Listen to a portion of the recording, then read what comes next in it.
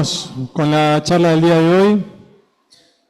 Esta charla, esta primera clase, está a cargo de los talleres de teoría, que es una asignatura que se dicta en el segundo cuatrimestre, obviamente como todas las demás, en los 3 turnos. Para eso los voy a presentar. Esta clase la va a dar Horacio Morano, Verónica Cuetorrúa, del taller de la tarde, Eduardo Gentile, del taller de la noche. Yo soy Pablo Remes Lenikov, junto a Pablo Zelagowski y María Elisa Sagüez, que están por ahí. Somos los 3 talleres que vamos a dar una versión de los textos, de algunos de los textos que había que leer para las clases de hoy. Hoy a la mañana dije lo mismo, les recomendamos que tomen apuntes, que anoten los temas que a ustedes les interesan, los temas que crean que son importantes. Anótense nombres de autores, obras que vean. Por eso, de alguna manera, de empezar a construir ese conocimiento, que ahora vamos a charlar un poquito sobre eso. Pero es importante que empiecen a tomar registro de las clases y esto lo hagan de manera continua. La idea del curso también es que conozcan a los profesores de las distintas asignaturas, de las distintas cátedras. Fíjense que vamos a mostrar también los lugares donde conseguir información de los talleres, además de la página web de la facultad. Así que miren un poco esas cosas que son importantes.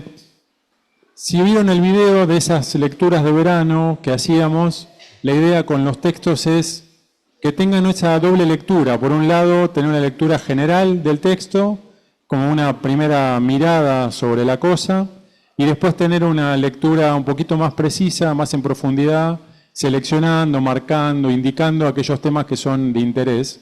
Esa recomendación sigue para lo largo de todo el curso, los textos que van a venir, así que les recomendamos especial atención con eso que venimos. Entonces, como les decía, lo que vamos a intentar es cada uno de los 3 talleres contar un texto para que entender que los textos no dicen una única verdad, sino que son interpretaciones que nosotros hacemos sobre los textos.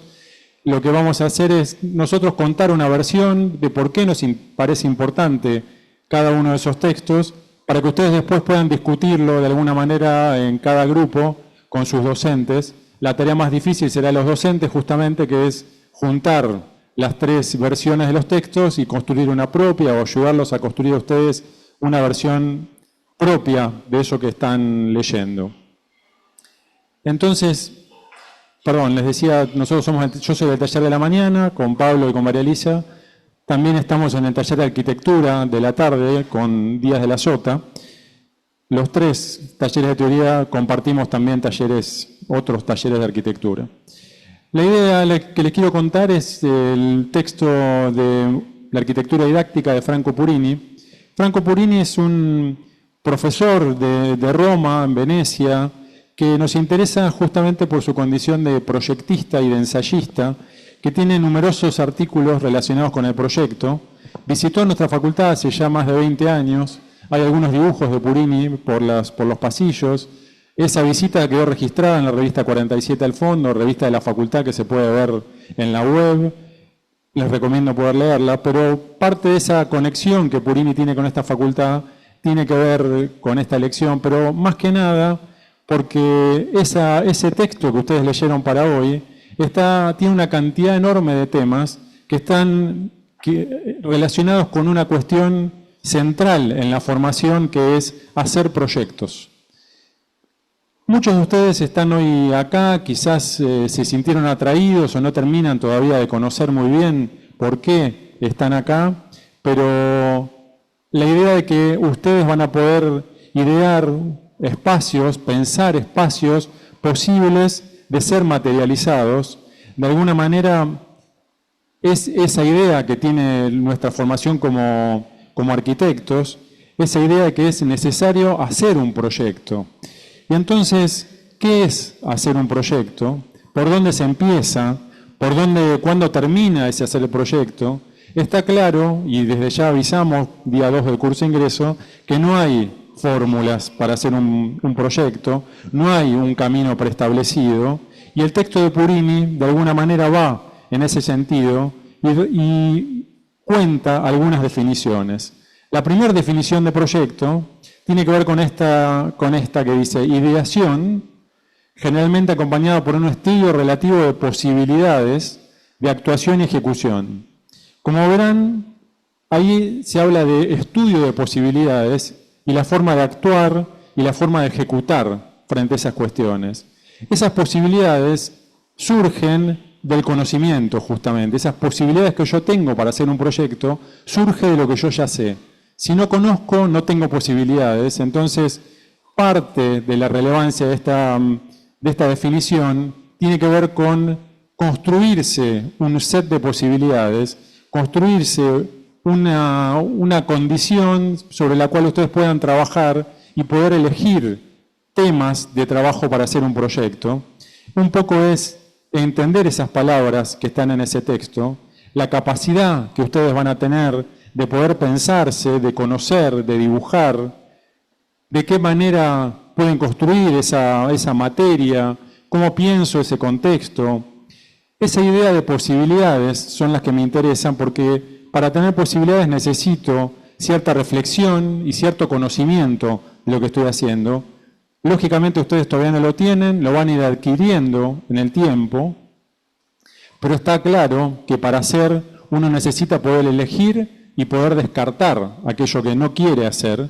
Eso es un estudio reflexivo que es parte de nuestra formación universitaria, que es eso que lo que nos interesa que ustedes construyan en ese camino que es esta facultad, que tiene que ver con esa construcción propia del conocimiento.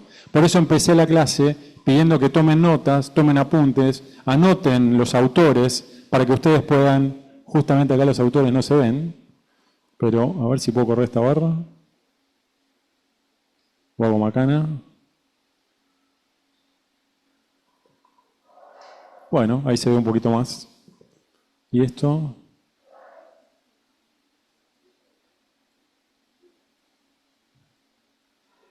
Ahí vamos, así se ve un poquito más.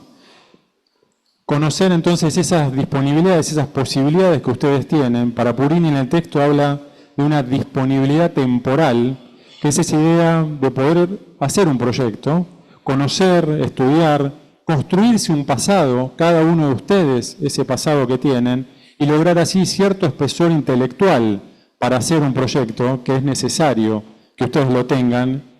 Y nosotros lo que vamos a hacer es ayudarlos a construir esas herramientas para tener ese espesor, justamente. Todas las disciplinas, de alguna manera, necesitan conocimiento. Para tener ese conocimiento, uno que es músico necesita escuchar música, alguien que lee alguien que escribe necesita leer. Nosotros que somos arquitectos y hacemos proyectos, ¿qué necesitamos para hacer un proyecto? Entre otras cosas, transitar con esa idea de estar en el espacio, de poder construir esa mirada del cuerpo en el espacio, vernos, conocer lugares, visitar espacios, obras. La Ciudad de La Plata tiene varios lugares de ese tipo. Observar cualquier tipo de arquitectura, la que sea, con cualquier medio que nos ayude a tener ese conocimiento que está propio en esa mirada y en ese cuerpo puesto en el espacio. Y leer. Leer es una herramienta que nos va a ayudar a saber qué mirar y a saber cómo transitar. Ver Instagram no es estudiar arquitectura, por eso le damos textos y no le damos Instagram. La idea de que puedan detenerse, tener un tiempo, construir ese conocimiento, que es lo que estamos hablando. Y por último, en esta definición tiene que ver con hacer. Hacer proyectos es parte de nuestro aprendizaje. Por eso van a ver que las cursadas duran alrededor de 4 horas, no porque nos guste estar en la facultad solamente, sino porque es haciendo, estando acá, construyendo ese conocimiento que es haciendo proyectos lo que nos interesa.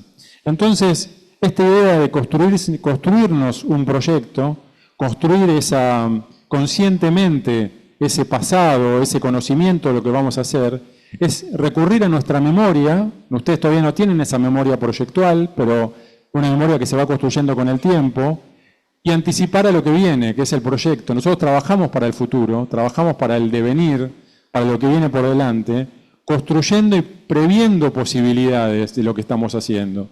Todo el tiempo vamos al pasado y el futuro continuamente, y ustedes van a ver que se van a ver en esa situación de ir y venir para ese proyecto que es, de alguna manera, memoria, conciencia y libertad. La memoria de lo que pasó, la conciencia de lo que yo estoy haciendo en ese momento, encontrando argumentos sobre lo que quiero hacer, y la libertad del proyecto, que justamente es esa creatividad y esa posibilidad casi infinita que tengo de poder hacer.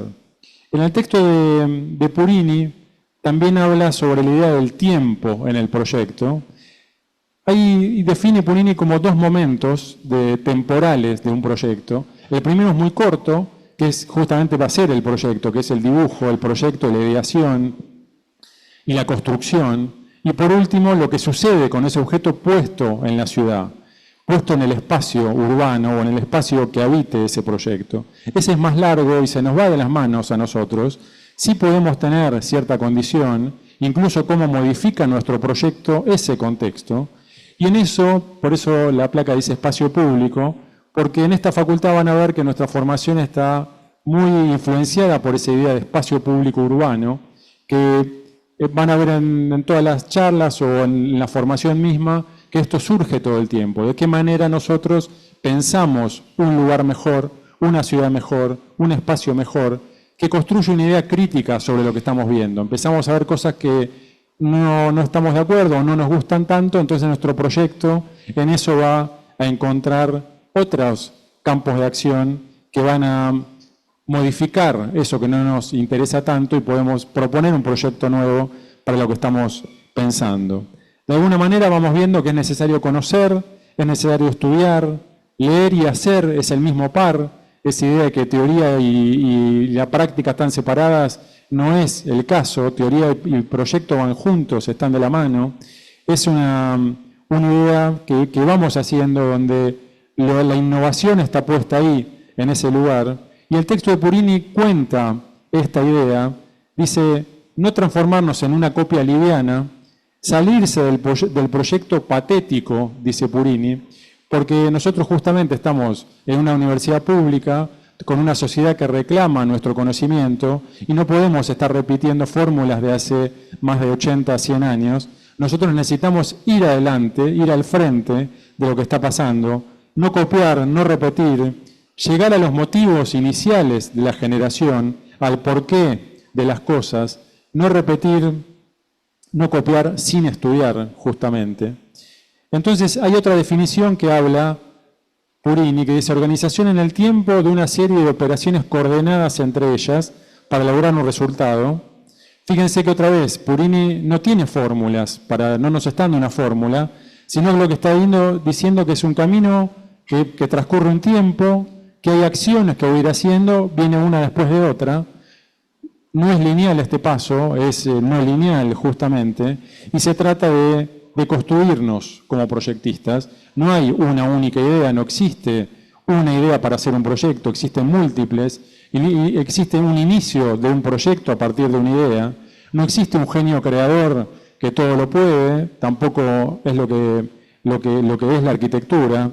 Entonces, pensar que construimos una serie de pasos en una condición temporal, fíjense que eso incluye un montón de factores, un montón de temas que se van a ir diluyendo a medida que avance el proyecto y tienen que ir construyendo y aportando ese conocimiento que ustedes tienen para que eso avance.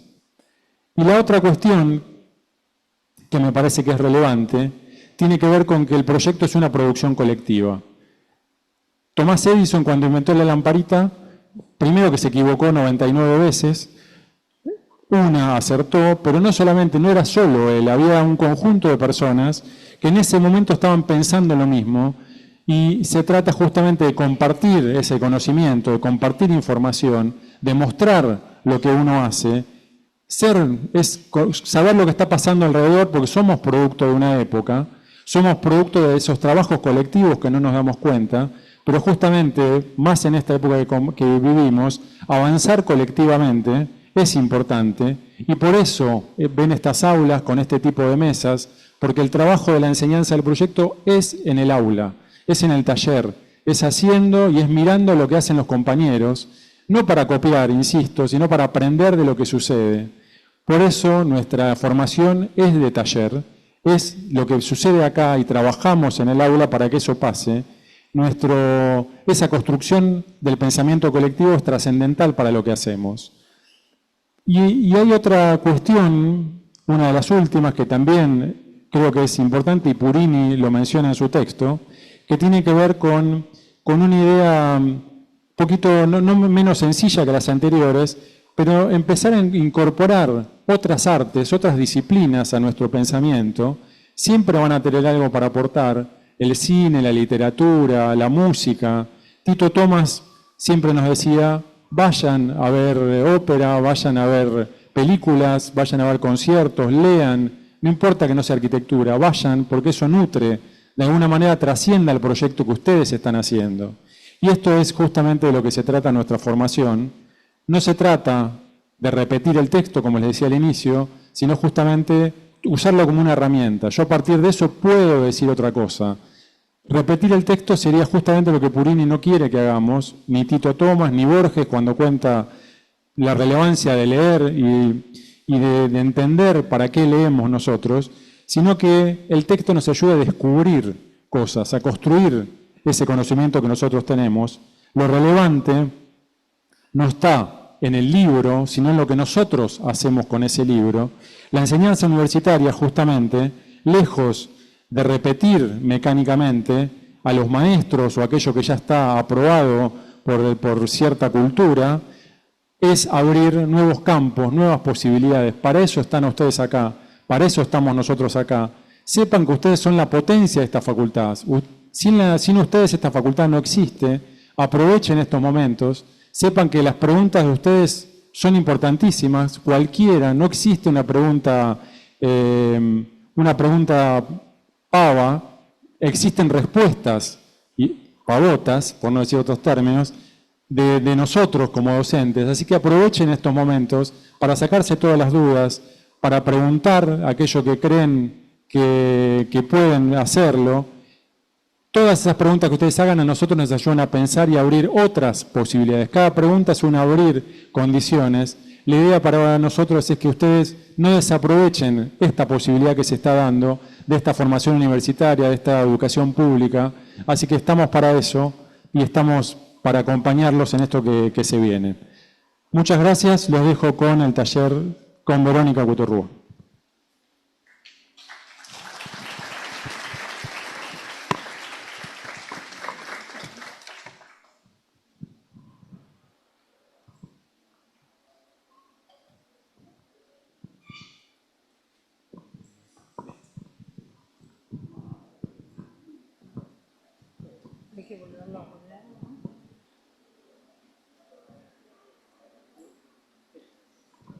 No, este.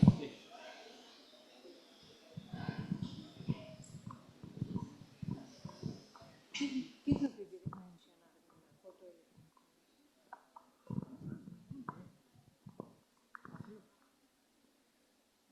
de la...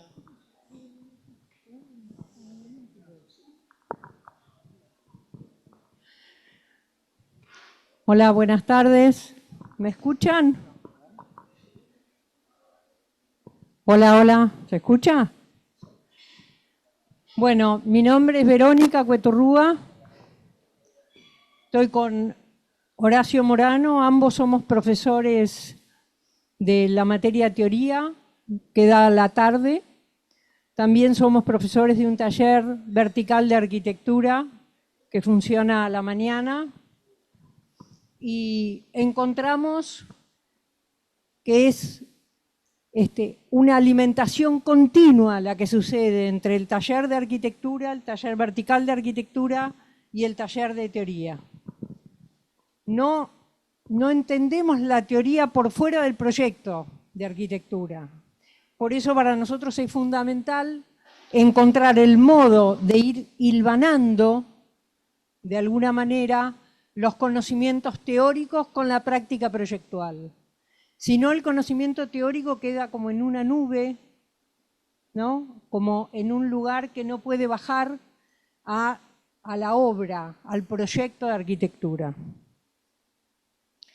Una pequeña casa es lo que nosotros nos encanta contarles en el curso introductorio, que tiene algo más de 100 años, pero tiene valores fundantes respecto del hombre y sus circunstancias, digamos. Hay una interpretación del profesional sobre la demanda, hay una construcción minuciosa y rigurosa del programa para llegar en 60 metros cuadrados y en un terreno bastante complicado, podríamos decir, a una solución que es de alguna manera la que responde a lo que él había imaginado que era la vida de la vejez de sus padres en un remanso. Un padre amante de la música, una madre también, el padre sobre todo amante de la naturaleza y un observador de la naturaleza, y la madre un amante de la música. Así que en esas dos cuestiones es que no dejamos de elegir la pequeña casa que Le Corbusier le hace a sus padres para la vejez. Bueno, elegimos esta imagen para introducirnos sobre este arquitecto que es Le Corbusier, que seguramente ustedes los van a empezar a conocer. Es muy importante y tenemos una casa de él acá muy cerquita. Coincide que la casa que ustedes van a analizar hoy, esta pequeña casa que hacen en el lago Alemán para sus padres, juntamente con la casa que está acá en La Plata, pertenecen a 17 sitios, ¿no?, que son patrimonio de la humanidad. O sea que hay un parentesco entre la casa que seguramente ustedes van a, en algún momento, algún docente los va a acercar y la van a conocer, la casa Curuchet, ¿no?, pertenece a este arquitecto. Y lo que nos gustaba de esta foto, ¿no?, es un muy joven Le Corbusier en las ruinas de Grecia, en las ruinas de la Acrópolis, el lugar donde se dio por primera vez en la evolución de la cultura el cambio, ¿no?, del pensar del mito al logos, o sea, los mismos griegos dejan de lado los mitos y la superstición para empezar a pensar teóricamente, para generar teorías, para que pueda ser esa teoría pueda ser refutada y pueda ser validada. Y nos imaginamos a ese joven Le Corbusier pensando, buscando su propio camino, su propia teoría. Hoy decíamos a la mañana que la teoría es un proceso creativo como el proyecto de arquitectura. Las teorías se crean, las teorías se estudian y se descubren. Y ahí la teoría, a diferencia del dogma, a diferencia del mito, es posible de ser refutada, es posible de ser integrada, es posible compartir. Lo otro se cree o no se cree, no se puede demostrar. Y hoy decíamos que ustedes van a leer en el texto un concepto que es la máquina de habitar. Y fíjense, ahora volvió, que él en un libro que se llama Hacia una arquitectura, que es de unos 2 años después de la casa que van a leer hoy, en uno de los artículos compara el Partenón griego como un elemento de selección con el automóvil, ¿no? Y bueno, eso es una mente que genera pensamiento creativo y teórico. O sea, cómo de estas ruinas, de esos ensambles perfectos, el templo se producía en un taller y después se ensamblaba las partes en el lugar, y cómo él de eso asocia a un elemento de precisión, como es un automóvil, y cómo eso lo lleva después a una teoría que ahora les va a explicar con más detenimiento Verónica, a ese concepto teórico que es la casa como máquina de habitar, ¿no? En cierta manera era un poco este homenaje a un poco al pensamiento de esta cultura y la reinterpretación que Le Corbusier hace de ese Partenón, trayéndolo a la era de la máquina. Bueno, acá vamos a seguir con estos bocetos de Le Corbusier, que son dibujos bastante abstractos, que es importante que focalicen en la capacidad que tiene la abstracción en el dibujo para comunicar ideas. La casa, dice, es un hito significativo en la reflexión del espacio doméstico y el paisaje. Entonces acá ustedes ven, en el medio del dibujo aparece un lago, esbozado un lago, y aparecen los puntos de conexión, ¿no? Con Londres, con París, con Marsella, con Ámsterdam, con Berlín. Van recorriendo en ese boceto los lugares a donde se imagina que se va a poder conectar fácilmente ese pequeño lago que dibuja en el medio.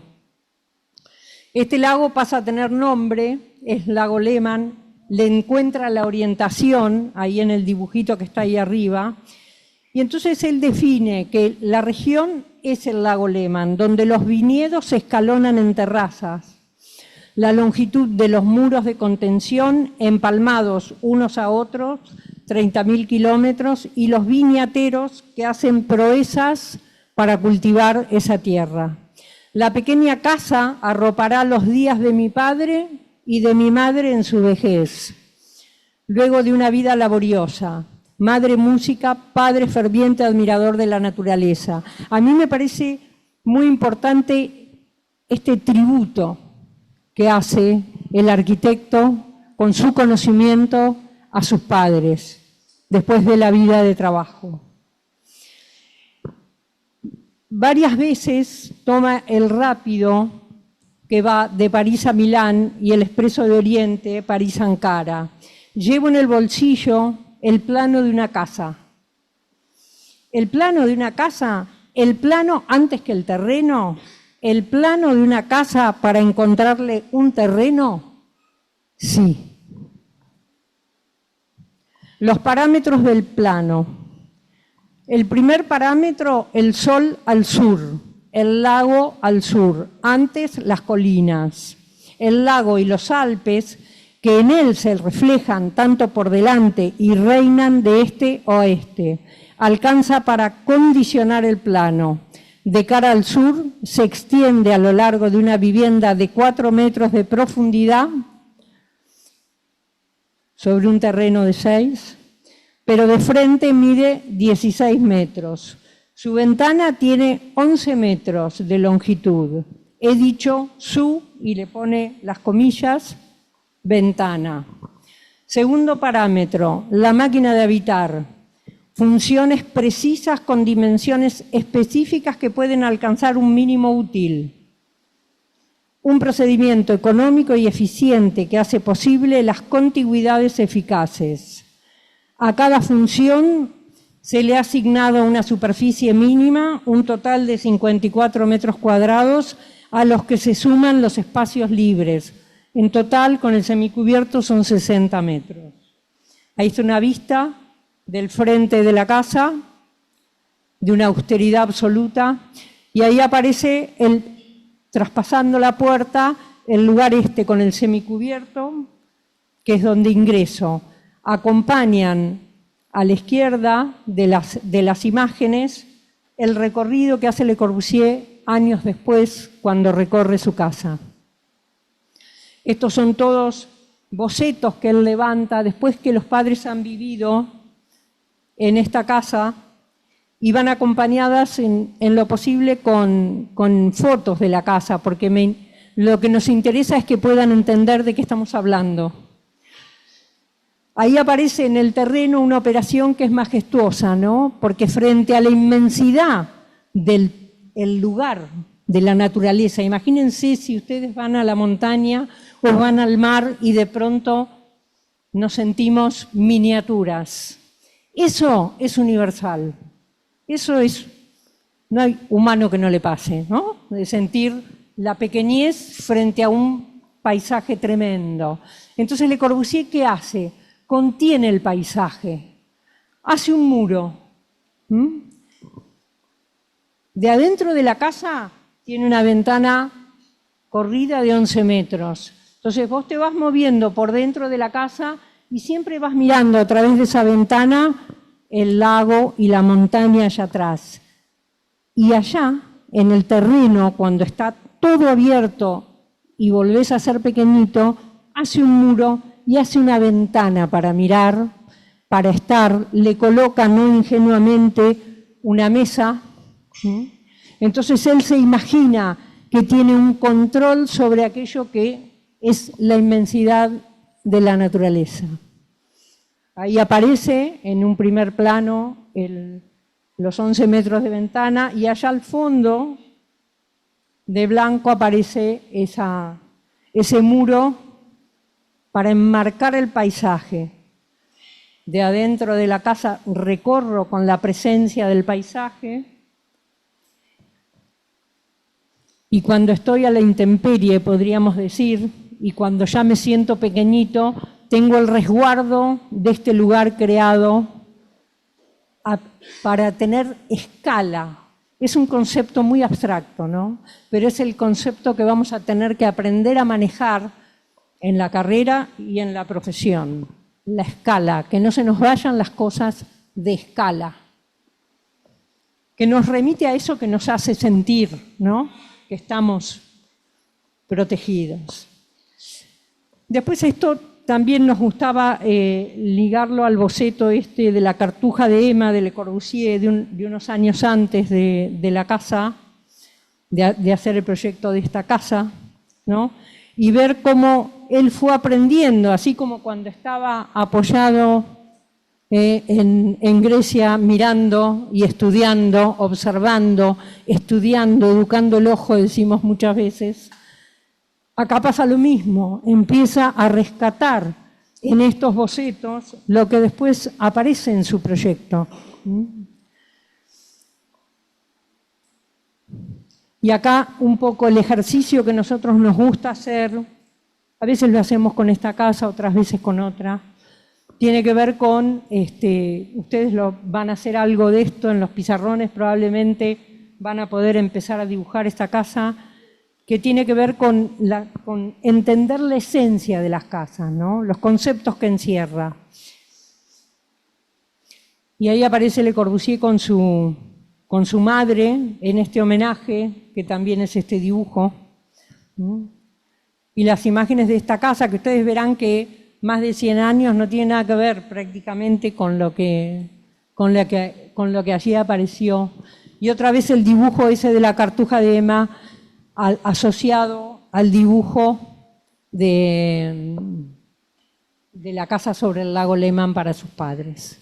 Bueno, los felicito por haber elegido esta carrera, es fascinante, entréguenle lo mejor de ustedes y vayan adelante. Gracias.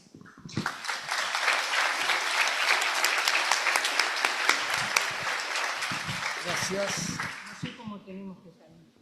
A ver, bueno.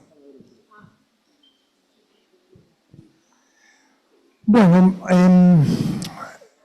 soy Eduardo Gentile, mi taller es con Ana Tavianelli, el taller número 3 de la noche, y también comparto otros 2 espacios académicos, el del taller de arquitectura número 3 y el de historia número 1.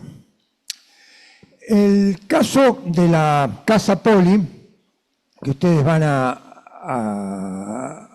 ir desentrañando sus misterios, es sumamente interesante porque dentro del módulo en el que estamos trabajando, que es justamente espacio y percepción, la cuestión de la percepción del espacio no es algo puramente mecánico, fisiológico, como lo que podría ser una cámara, por ejemplo, ¿no? O sea, una cámara de video, una cámara de fotos, etcétera, sino es la percepción anida toda una serie de estratos que tienen que ver con nuestra memoria, con nuestros recuerdos, con las cosas que hemos vivido, las cosas que hemos leído, las cosas que amamos, las cosas que no nos gustan, etcétera. Y en ese sentido, la casa que vamos a ver es un poco la antítesis de la casa del lago Lehmann. En principio porque está hecha para un comitente que es artista, ¿sí? Y que de tanto en tanto organiza presentaciones instalaciones, en cierta medida, en torno a su casa y dentro de su casa, y también la habitan dos grupos familiares. O sea, es un programa mucho más complejo desde el punto de vista de las actividades que reúne.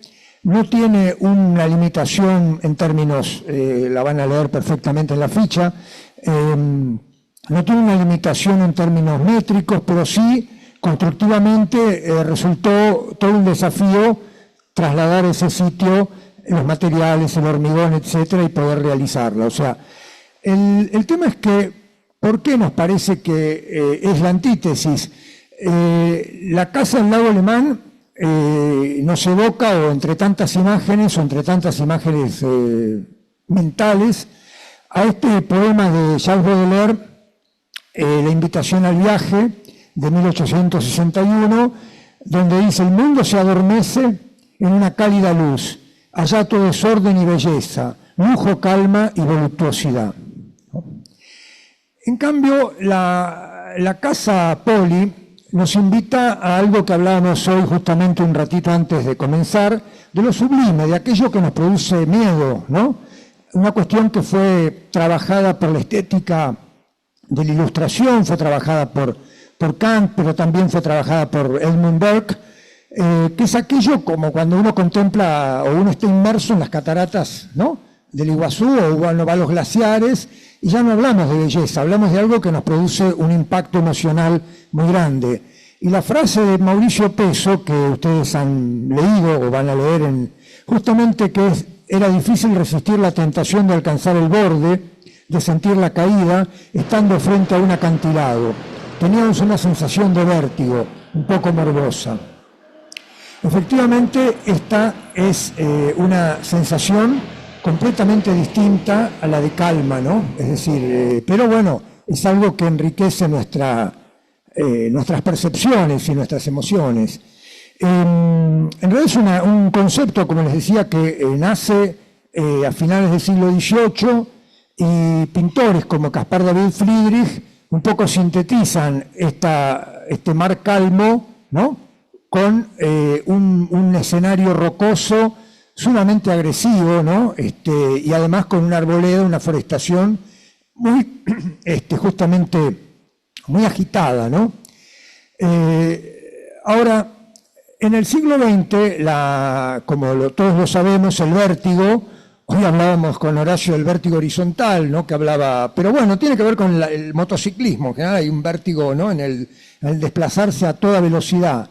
A partir del siglo XX, el vértigo está vinculado a la máquina, ¿no?, es decir, a la era de la máquina, sobre todo a las máquinas que nos permiten elevarnos a una altura de pronto o lanzarnos, o cualquiera de eso lo ha experimentado. Y uno de los artistas digamos, artistas visuales, ¿no?, que Laszlo Moholy-Nagy, que fue una figura fundamental en la escuela Bauhaus, fíjense que trabajó tanto en sus fotografías con la cuestión del vértigo, como en este clip que hizo del puerto de Marsella, donde muestra el transbordador ya desaparecido, que permitía ir de un lado al otro del puerto, ¿no? Si ustedes, por ejemplo, cruzan el puente Nicolás Avellaneda, pueden experimentar algo de eso, ¿no?, en la baranda, en ver el riachuelo desde lo alto, pero bueno, aquí es mucho más pregnante, y sobre todo la manera de representarlo es interesante. Mauricio Peso y su compañera y socia Sofía von Elrichhausen, nacidos en 1973 y 76, ella argentina, Bariloche, él chileno, también exploran este contraste, ¿no?, entre el lujo, calma y voluptuosidad de este cortile de un palacio italiano, palacio milanés, y el impacto de esta instalación, de este pabellón temporario, con los reflejos que en cierta medida nos deforman nuestra presencia en el espacio. Y justamente la casa, tengo que ponerle silencio si no molesta hoy, pero es muy corto, tiene esta cuestión tan interesante que plantea él, ¿no?, de la caída, ¿no? Aquí hoy, lo vemos trabaja de manera independiente, subiendo a la terraza. Fíjense que hay una coherencia en el diseño de este vértigo, en la medida en que, por ejemplo, las barandas, los parapetos están al límite de lo reglamentario, lógicamente, ¿no? Que no aspiraban a permanecer. Creo que no serían muy aceptados por... Es el registro de un momento histórico, es casi una traducción, una suerte de espejo. Y en realidad lo que es interesante es cuando uno piensa en esta casa, empieza a traer a la memoria otras casas, ¿no? La casa que en 1937 realiza el poeta, ¿cómo se llama? Curcio Malaparte, para justamente acoger a un grupo de artistas, intelectuales, escritores, etcétera, en Capri, ¿no? Que también la sitúa en el descenso de un precipicio, ¿no? Casa muy distinta a la Casa Poli, pero que guarda esa afinidad de estar enclavada en la roca, saliendo prácticamente como una formación rocosa. Y otra de las imágenes que nos vienen a la memoria con la Casa Poli, es un castillo fortificado, ¿no? Es un castillo de la tardía Edad Media, el Château de Vincennes, cerca de París, y lo que nos interesa ver aquí es que hay un doble muro, ¿no? Un muro muy grueso que va cambiando piso a piso, que tiene justamente, aloja una serie de gabinetes y de pasillos y de escaleras, etcétera, y de locales secundarios, y que en cierta forma nos hacen pensar que lo que hoy hablaba Pablo de una cultura arquitectónica, de una cultura en general, es lo que justamente enriquece estos proyectos, ¿no? Porque nos va dando una serie de insumos, ¿no? Y hay una un poco más siniestra, que es lo que se conoce como el muro del Atlántico, los blockhouse, que están en la costa europea, muchos pero la mayoría se conservan, que los alemanes construyeron al final de la guerra,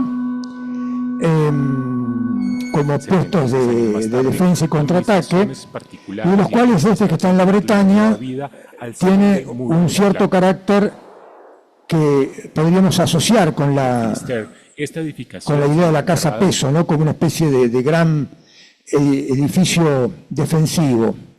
Por otro lado, la escalera que va trepando, las dos escaleras, también nos recuerdan las torres con campanile, ¿no? O sea, la Giralda de Sevilla, en este caso el campanile de San Marco de Venecia, que en este caso también tiene un espacio central vacío.